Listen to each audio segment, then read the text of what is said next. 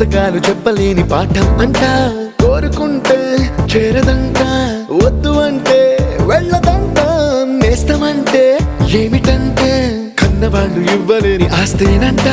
ఇస్తూ నీకై ప్రాణం పంచిస్తూ తన అభిమానం నీలో ప్రతి ఒంటరి తరుణం చెరిపేస్తూ ఎన్నో వేల కథలు అరే ఇంకో కథ మొదలు